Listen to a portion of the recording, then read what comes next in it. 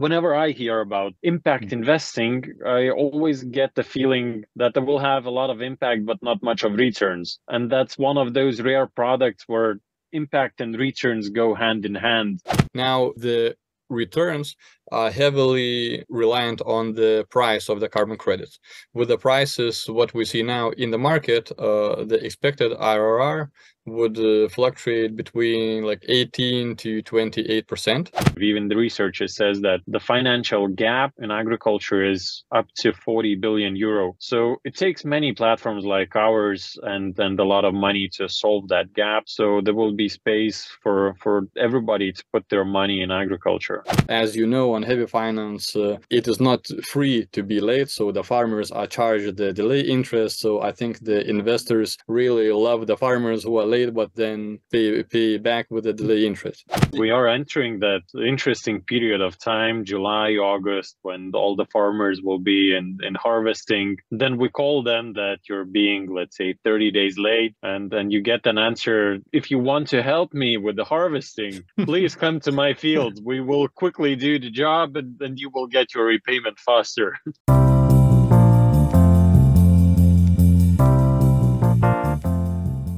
Welcome back to yet another episode on the Rethink Peer-to-Peer Lending podcast. In today's episode, we're having two of the three founders from HeavyFinance. We got on one side Andrius Liukaitis, who is the CFO of the platform, and on the other side, Darius Verseckas, CMO of HeavyFinance.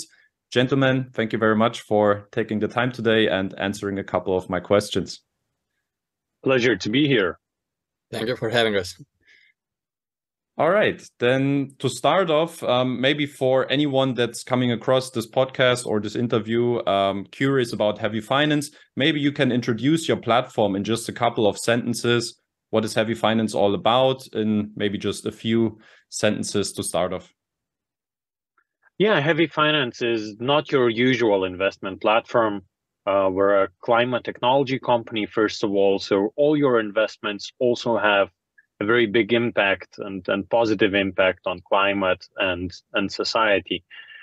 Generally, our approach is to facilitate funding to farmers because they are at the forefront of climate change battle.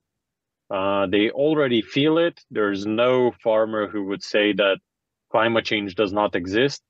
And we saw that with a lot of security measures that this sector have because of its strategic importance. It's a great sector for investors where loans are probably more secured than in many other sectors.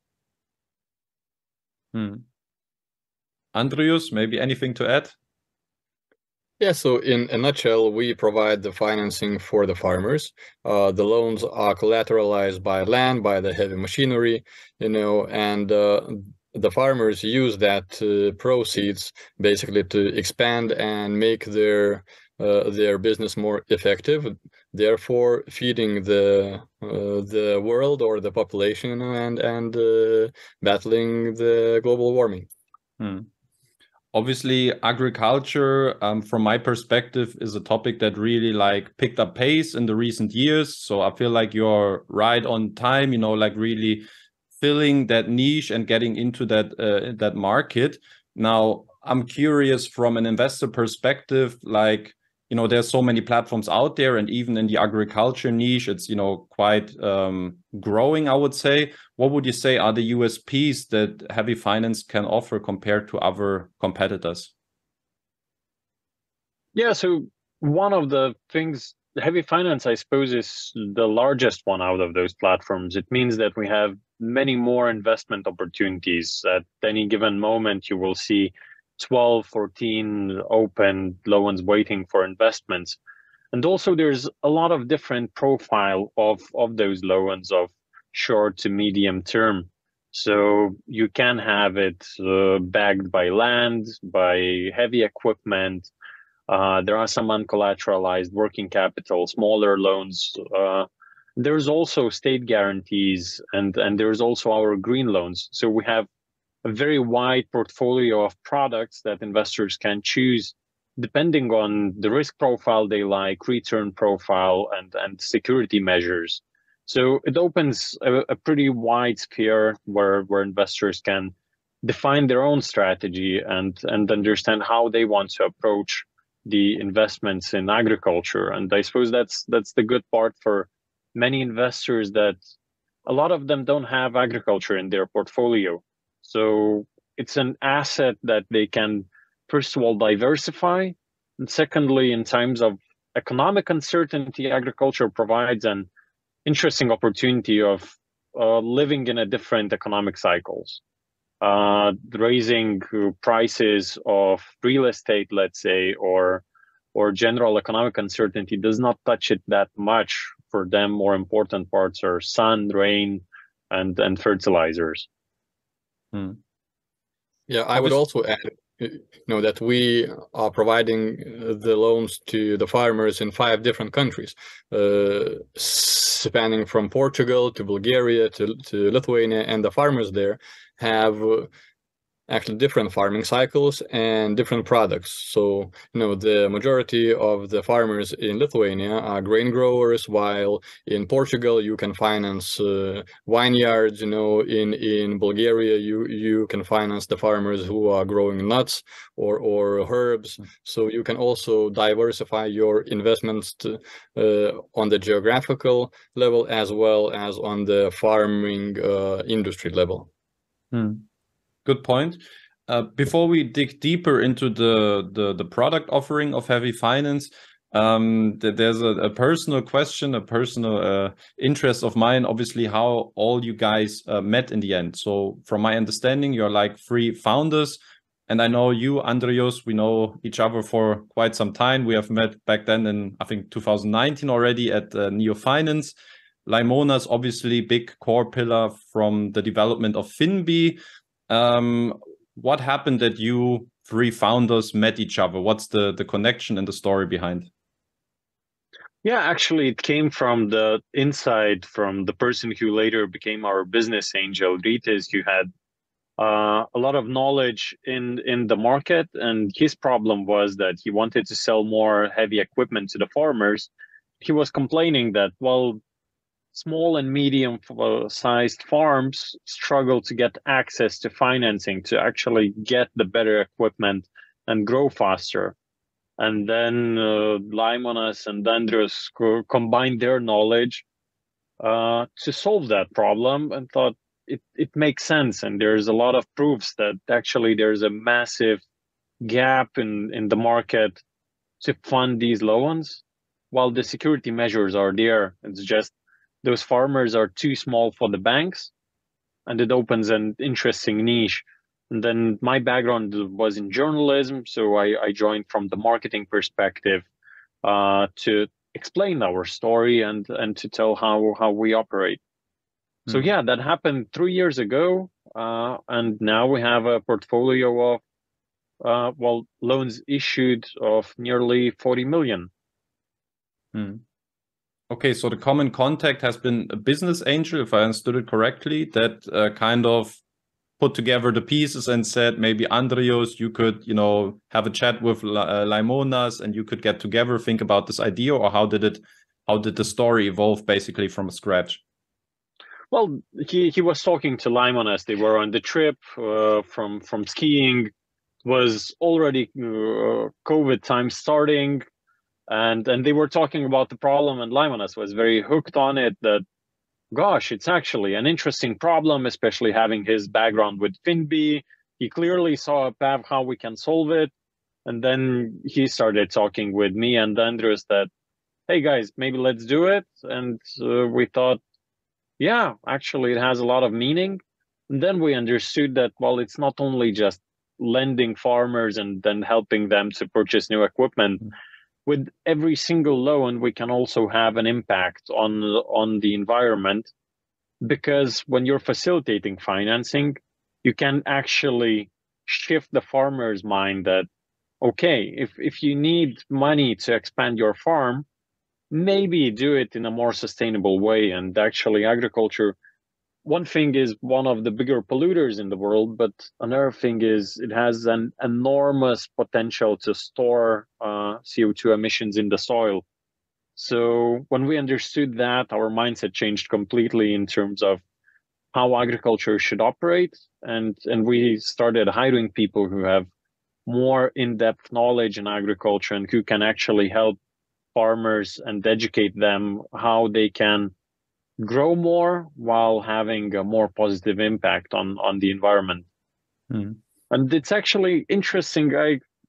Whenever I hear about impact investing, I always get the feeling that it will have a lot of impact but not much of returns. And that's one of those rare products where impact and returns go hand in hand. So it becomes very convenient, especially in countries like Germany, where investors are clearly more cautious about the impact of their investments, and they start requiring companies that they work with to have that positive impact on the environment. One of my follow-up questions, maybe for you, Andrius, the transition basically being or having a background that is more consumer loan driven, unsecured consumer loans, and obviously switching to agricultural products that come along with different collateral, different securities. How was this transition also within the founding team? Because obviously also with Finbi, it's strongly focused on unsecured consumer loans. So how was this transition then also operating in a, let's say, totally different credit niche, so to say? So how did you gather then also the knowledge to, you know, continue on with this idea of setting up HeavyFinance? Yes, so to be honest, you know, it's not a completely different niche. You know, one thing is that when I was with HeavyFinance, right, we also, like, the same shareholders had some other companies providing business loans. Finbi also had a separate niche where they financed the businesses. So the knowledge was partly there. You know, what we had to shift is to combine the knowledge from the unsecured consumer lending and the business lending, SME lending, right, to agricultural lending. So when you look at the farmer and how you need to underwrite him, so essentially he's an individual doing the business. So we had that knowledge. What we do when we underwrite them, we gather the financial statements, we underwrite it the same way as the banks do, with all the ratios, with the and we evaluate the farmer's probability to pay back the loan without using the collateral. You know, in our case, the collateral is like the plan B. If the farmer will not pay back the loan, then we use the collateral. And yeah, so I mean, it was not that hard to shift that. And you know, the other interesting part is that how the farmer is different than the business, that he has a personal liability to pay back the loan. You know, if he is not doing the farmer on the limited liability company, then he personally is responsible to pay back the loan. So that's the same as in consumer lending. Yeah, it's actually very important to understand this part, that farmers are personally liable. So we always encourage people to analyze not only the collateral, because that's the last resort. First of all, you're still analyzing the business, like issuing a business loan. You look at profit loss statement, balance sheets. Well, what are the fundamentals of the business behind? And only then you look at the collateral. All right. Now I want to shift to the loan offering on HeavyFinance. Obviously, it's heavily focused on agricultural loans. But recently, at the beginning of the year, you launched something completely new, which is called green loans, which allows investors to have access to the carbon certificate market. Can you talk about this idea in general, like to get an understanding for investors? What is this all about? What are the benefits? How does it work? If you can elaborate on this, please. Yeah, I suppose many people heard somewhere about mandatory carbon market, where the biggest polluters in our countries have to offset their emissions by pretty much buying good works done somewhere else. And what happened with supranational institutions like United Nations, voluntary carbon credit market was born, where companies who are not obliged to offset their emissions can do that. So, for example, it's banks, shopping malls, all the big corporations, they're seeking to be carbon neutral, and they're buying those voluntary carbon credits to make that. So they're paying for the good jobs for environment done. And we understood that farmers are actually the ones who can store a lot of CO2 emissions in their soil, and that will increase their yields by using a technology called no-till farming. It's nothing new. It was born right after World War II. So it's a proven technology that has lots of years of usage.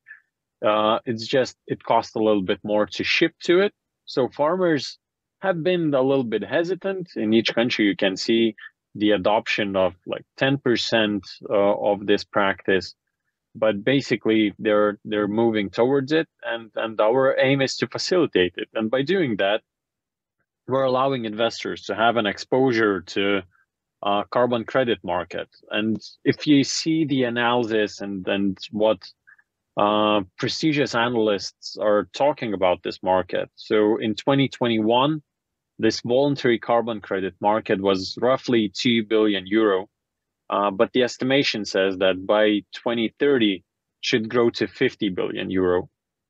And that is where the demand from all the corporations is so big that the price is constantly going up. And we understood that for investors, it's an interesting opportunity to actually make lucrative returns while having a massive impact and having the same security as for regular loans. Because everything that Andrius just talked about, how we secure the loans, everything works. We still take the collateral. There's still a personal liability for that loan. So you don't get the returns right away or every month. You're getting the repayments.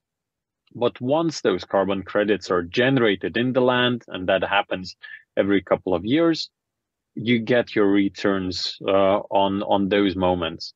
So it's a little bit different structure, and it's a little bit different product. And actually, especially in Germany, we saw a lot of interest, and we already funded around 2 million euro of these loans being then launched end of first quarter, I suppose, of this year. Mm-hmm. Okay. Yeah, it's an interesting concept, which for me at least, I feel like HeavyFinance is kind of pioneering on this, or really is like flagging this topic. We can see on the main website, you want to help remove 1 gigaton of CO2 emissions by 2050.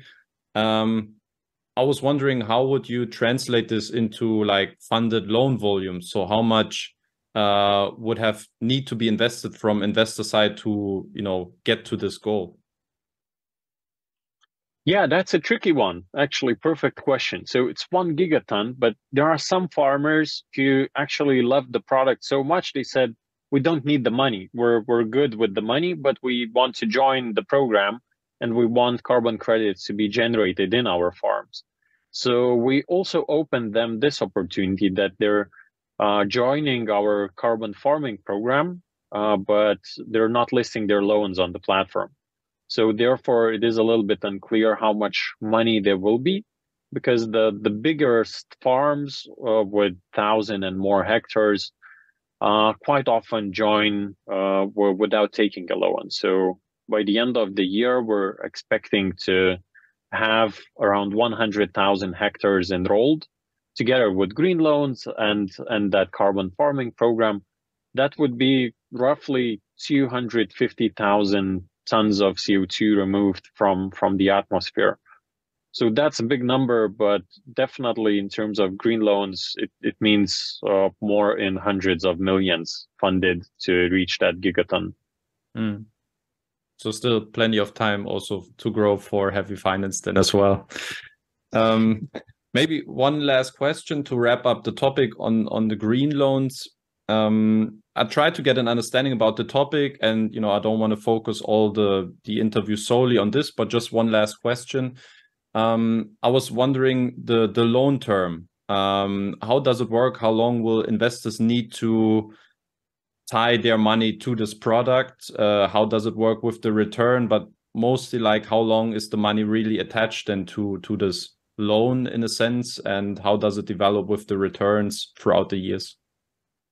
Yes, so currently, we have a product where you lend your money to the farmer for 3 or maximum 4 years, and you get your capital back in that time, right? But you get the proceeds from the sale of the carbon credits for 10 years. So it's an interesting concept, where during the 10-year period, while you are getting the returns, you can flip that money 3 times. Like your initial investment. Now the returns are heavily reliant on the price of the carbon credits. With the prices what we see now in the market, the expected IRR would fluctuate between like 18 to 28%. That's like the yearly return, but with every increase in the carbon credit price, and we see the huge demand for it, and we see that it should actually grow looking into the future. So the returns can be even higher, but I don't want to speculate on this topic. I think the IRR which we have now is really attractive, but it might get even more attractive in the future. I think this ties also into another topic which you have answered in a previous conversation that we had, which was the willingness of investors to tie their money basically, and also the, let's say, demand from your borrowers to get loans with a term of 5 to 10 years. But you said there's still, not enough demand from investor side and on the other hand. So this topic kind of ties a little bit into it when we talk about 3 to 4 years. How do you in general balance those expectations from both sides, and how much bigger would you consider the potential to be, in terms of the funded loan volume, if you were able to fund also those longer terms of 5 to 10 years? I think that would really make more farmers borrow from our investors. Actually, we saw the influx of the investors who are registering on our platform. We also have some institutional interest, so I think that in the near future we will see, the prolongation of the term. I think that in the environment where the interest rates are increasing, I mean the Euribor, right? So there are more and more investors willing to part ways with their money for a longer period of time. We have a bunch of the investors who just want to invest into the loan and forget about the money for 5 years. They just wanted to generate the income, and make an impact. So I think that we will widen our range just to satisfy the needs of both the short-term investors and the long-term as well. Okay. Yeah, so currently we have nearly 9,000 investors on the platform, and they finance around 2 million a month. But we see that actually our product is very much needed from the farmer side. So I suppose we could reach 5 million a month pretty quickly, especially when more institutional capital joins. So we currently have one institutional capital provider from Switzerland, but we see that this asset class of collateralized agricultural loans is picking up, not only in the retail investors' mind, but also in the institutionals. So that should give even more opportunities. I know that some retail investors are getting scared that institutional capital is joining and there will be no space. But this market is enormously big, and the problems in it are quite massive. Even the research says that the financial gap in agriculture is up to 40 billion euro. So it takes many platforms like ours and a lot of money to solve that gap. So there will be space for everybody to put their money in agriculture. one of the beauties, as we discussed previously in agriculture, is obviously different sources of collateral that can come from machinery, land, grain. You mentioned personal liabilities. I was wondering, in your current outstanding portfolio, if you have those insights right now, can you share roughly like what's the split among the securities basically of your portfolio right now? Sure. I just would like to mention that we don't do grain contracts because it is quite easy to breach them. So we don't see it as a really viable source of the collateral. What we do is heavy machinery, land with the real estate implements and sole accountability or personal guarantee.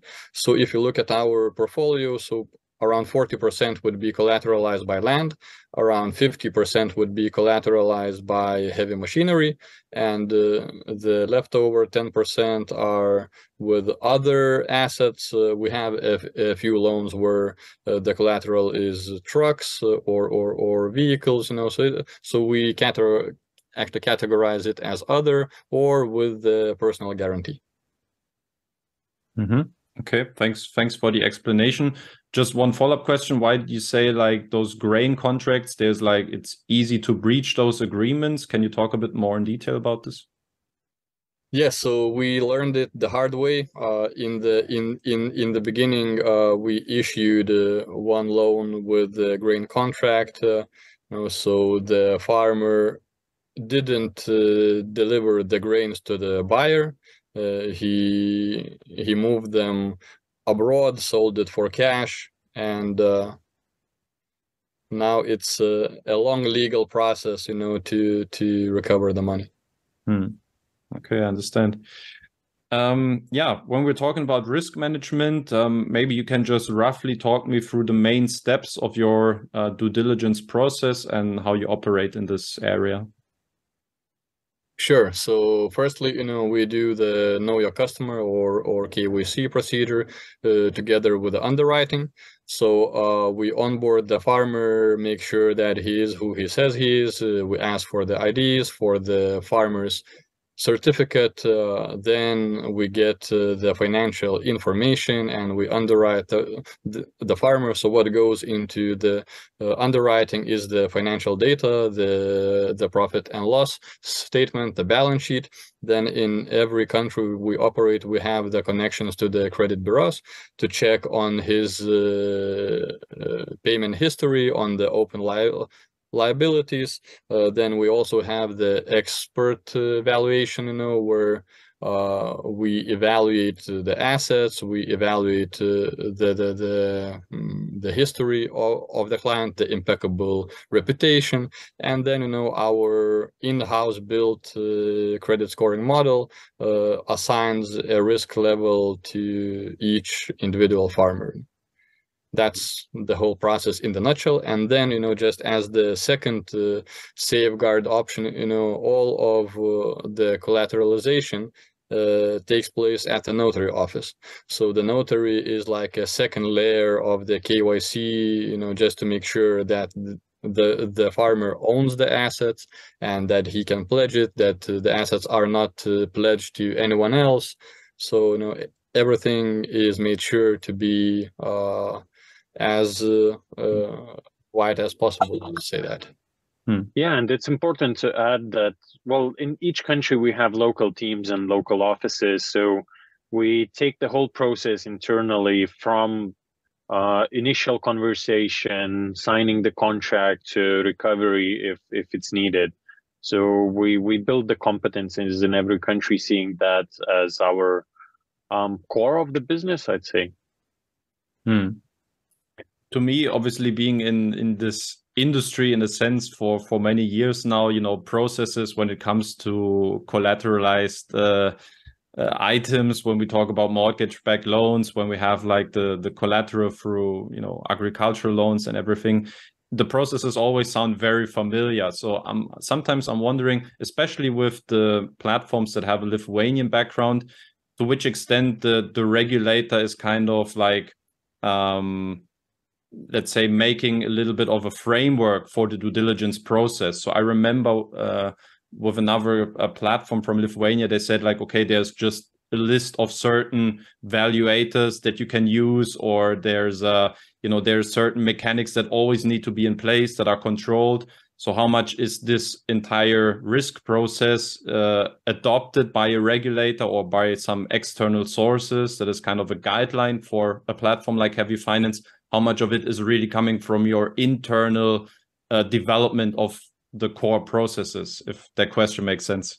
I think I get what you're asking. So what we have as the regulatory aspect, is the certain amount of the due diligence which we have to do on the farmer. So make sure that his reputation is good, that we lend him the money, and we make sure that he will be able to repay them to the best of our knowledge. Then we have a separate law for the remote identification. We have the anti-money laundering law. So these are actually coming not only from the regulator, but from the legal system as a whole, and all the other aspects like the processes, like the internal decision making, it comes from the company on the company level, not from the regulator. Okay. Yeah, but it's actually a good moment of pride when the new licensing is getting shape, and more companies are getting it. The European-wide licensing that was actually mainly written by Lithuanians, and we've been living under a very similar legal framework for many years now. So for us to comply to the new regulation is pretty easy, and not much will change, to be honest. And we're waiting for it to get through the central bank as soon as possible, because we applied quite a while ago. And I think you should obtain it by latest November. I think that's the deadline, if I'm correct. Right. Okay. Then we're in good spirits. In good spirits are also many investors that are already with HeavyFinance. When they look at the performance of the loan portfolio, currently there is 10%, almost 10% in recovery of the outstanding portfolio under management. Now, I'm offering you a chance to be very self-critical at this point. Where would you say HeavyFinance may have done some mistakes in or throughout this process? What can you say about the reasons why those projects have been defaulted? I know you can't generalize, but if you can, try to give an explanation on this. So first of all, I think there are no mistakes which would be crucial. Every platform in its lifetime has to gather the data. What HeavyFinance does is, with more and more data every year, we recalibrate the rating, and then we are getting more and more precise on the default prediction, right? So the last recalibration of the rating happened on 1st of April 2023. So we are getting there. Now, is this level high or not? It's an open question. When we launched the business, we said that if the economic conditions will be good, then we expect around 7% of defaults. If we are in a recession or the conditions are not that good, we expect around 10% of the defaults. So this is where we are now. The good thing is that all of our loans, like the majority of our loans, are collateralized by liquid assets. It's land or heavy machinery, and the farmers are in business, like they are business people. So what we do, we evaluate the business and its continuity, not the collateral. If you compare it to the real estate funding, so I think in the majority of the cases, it's a new company who builds a building, and if you go to the recovery, you are just recovering the amount on the underlying asset. Here we have the asset and we have the functioning business. So now we have that in a year, our default rate is around 7%. In total, now it is 10, but the recovery is kicking in. For example, everything what defaulted in 2021 is now fully recovered with all the interest and the procedural interest, and is distributed to the investors. So every lending business is with defaults. There is no platform where you wouldn't get any difficulties with the payments, especially in the farming industry where it is highly volatile on the seasonality.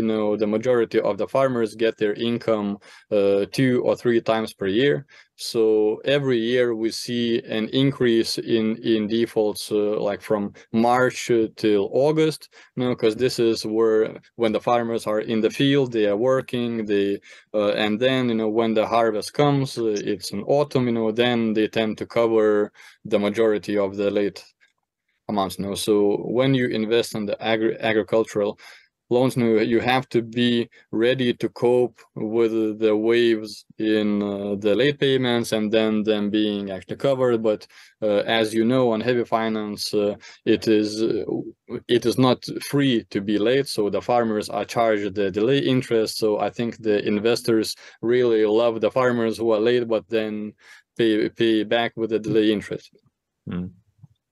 Okay. Yeah, and it's important to mention that generally we adjust the repayment schedules to farmers' needs. So there's principal amounts that we're asking them to repay in the months when they are actually getting revenue. So let's say it's a grain farmer, so we would ask to make a repayment in September or October, and then another principal amount repayment would be, let's say, February when they receive subsidies.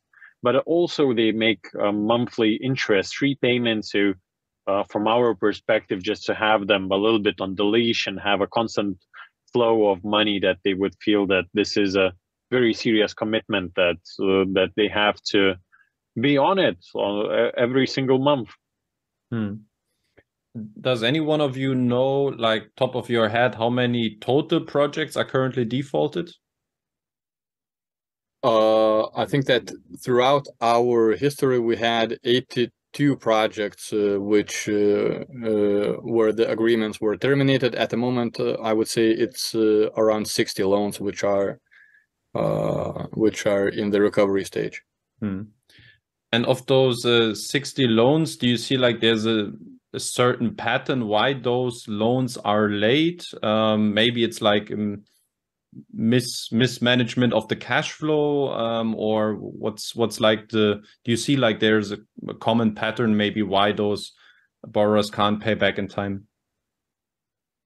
There is no common pattern, but you could actually granularize the farmers into some kind of the bucket. So the main bucket is, yes, the cash flow. So the farmers expected the subsidies to be paid out by the end of May, so they had installments ready in April or May.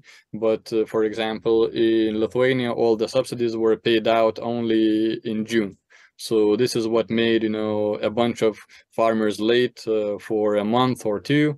Then last year the story was that Russia invaded Ukraine. So there was a huge fluctuation, in the grain purchase price. Just before that, we had an increase in the cost, in the fertilizer cost, in the fuel cost. So adding all this, when the usual case was that the farmer gets the money for the harvest in September or October, they were hesitant to fix the price to sell the harvest because they were expecting that the grain price would increase. So therefore, the majority of the farmers only sold their grain in December. This also made them, a bunch of farmers were like 90 days late, but then they covered. So, you can't foresee such events. They are external, but again, on the good side, we always keep the farmers in the loop. We know what is happening. The majority of the farmers are not avoiding us, and they explain, that yes, I know what I'm doing. I will be late. I will pay the delay interest, but the upside for me to sell the grain more expensively is worth it. And we have other farmers who are avoiding the contact, so then that something is wrong. So there we have the underlying asset, and we had quite a few auctions where the assets were auctioned off, the money paid back to the investors. So we know that if you take away the farmer's land, you take away his opportunity to get the revenue. So this is what we are trying to avoid, and only in the cases where we see no other option, then we sell the underlying assets, and the investors get their money back, and the farmer goes to work. Yeah, and we are entering that interesting period of time, July, August, when all the farmers will be in harvesting. Then we call them that you're being, let's say, 30 days late. And then you get an answer, if you want to help me with the harvesting, please come to my fields. We will quickly do the job, and then you will get your repayment faster. Because, well, they have the money. It's just on the field now. Maybe you could streamline this into another business field of yours then.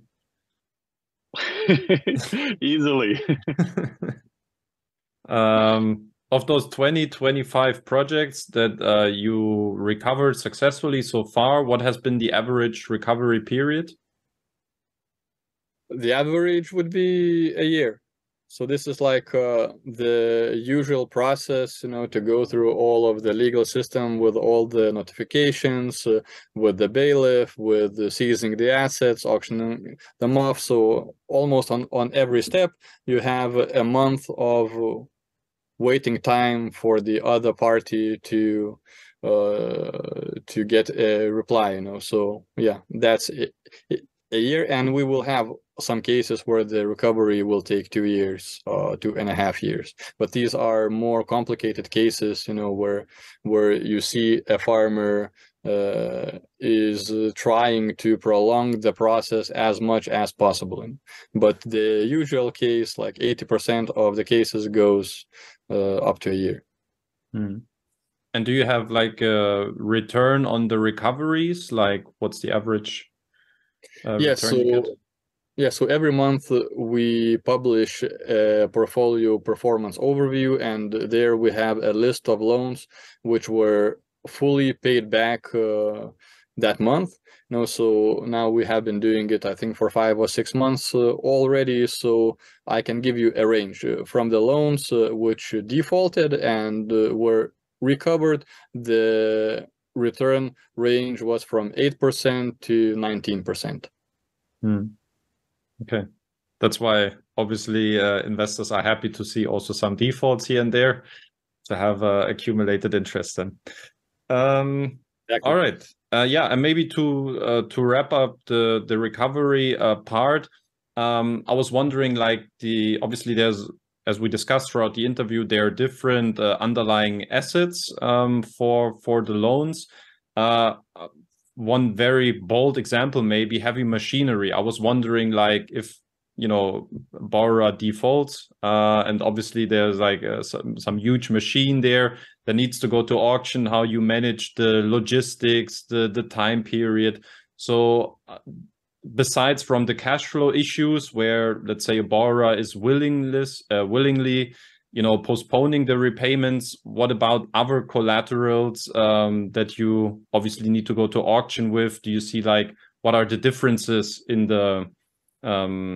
the recovery process, and how challenging is it to manage, let's say, the different collaterals to eventually get back the money? That's a really good question, Danny. The thing is that we are not a leasing company, right? And those assets are not under our name. What that means is that, the bailiff is like our outsourced employee who does the recovery. So we don't have to, in some cases we get involved, but in the majority of the cases, it's the bailiff's job to go to find the assets, to evaluate them, to list them, to sell them, and then Heavy Finance only gets the proceeds after the sale. So we are not involved there, but in the more complicated cases where we see, that the farmer might damage the vehicle, though they are insured, so we had one case where we sent the truck to pick up the tractor and bring it over to the parking place, just to make sure that the asset is there, because then if farmer does something to the asset, then it's a whole different process, because then it's not the administrative court, then the farmer might go to jail for it. So yeah. All right. And to wrap up the entire interview, once we got you on the podcast, Andrius, let's talk about the financial side of the platform. I remember beginning of the year, you had some seed financing. It was around 3 million euros, if I'm correct. What can you in general share about the financial strategy of the platform in terms of when you aim profitability, how your expansion course is looking to go on in the upcoming years, and just like in general, what the financial state of the company looks like at the moment?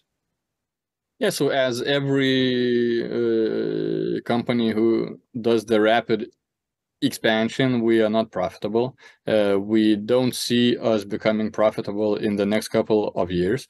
As Darius mentioned here, we introduced the new product, the green loans. So this is also like a pivot from our main activities. We're backed by VCs. They see the potential in the company, so I think that you can expect some future rounds happening also. But from this perspective, we see that we still will be growing fast. We are ready to endure the loss, but at the loss expense, we are expanding our business and make sure that we have a good background for the future. Where do you see like the portfolio size roughly in the future, where you would need to grow to also level up with the increasing expenses, so you reach then this profitability area? What's kind of the portfolio size that needs to be achieved until then? Yeah, so our main revenue is not from the portfolio, but from the amount issued, right? So what we calculate, if we would reach 4 million issued per month with our current team, we would be profitable. Okay. All right, good. I think that would cover so far the most important questions that I had. Obviously, towards the end, it's always a matter of the outlook, what's to be expected in the future. Let me know final words from both of you. What's ahead for Heavy Finance? What's your target for this year, but also beyond, and what do you want to share also with investors? Yeah. So first of all, the green loans is the very exciting product of ours, and together with the carbon farming program, we're planning to enroll 100,000 carbon credits hectares by the end of the year. It would mean 250,000 carbon credits generated mainly in Poland and Lithuania. One thing, it will actually push quite a bit their national agendas of becoming carbon neutral, but it will also give that very important proof and sense that returns are there for investors and impact is very rigorously measured. So it's going to be an exciting moment when I think that green loans will actually blossom and will become a much bigger product than it is.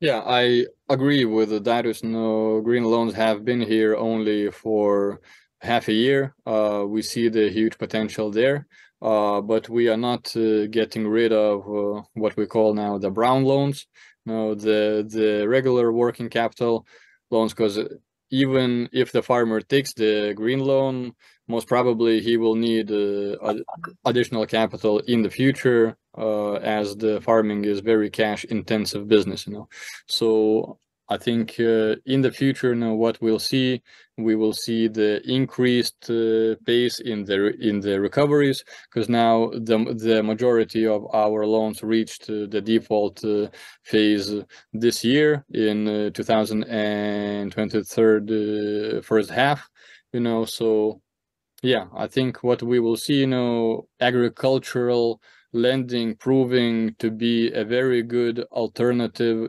investment and diversification method. Yeah, and Heavy Finance now is a team of nearly 50 people. We will hire some more because we're improving our product. So I do hope that by the end of this year, investors will see Heavy Finance in a little bit of a different spotlight. The platform will become much more convenient and easier, and I suppose we will go with the narrative to make investing seamless. And we really see that very important because all the investors are busy with their own things. So what they really need is very transparent, but also very simple process of investing. So we're working on it, how to make your experience easier, and I hope to see that soon. All right. Thank you very much. I think those were very good last words. Thank you, gentlemen, Darius, Andrius, for your time, for the insightful answers, and wish you continued success also for the future. Thank you, Danny. Thanks a lot. That was an interesting conversation.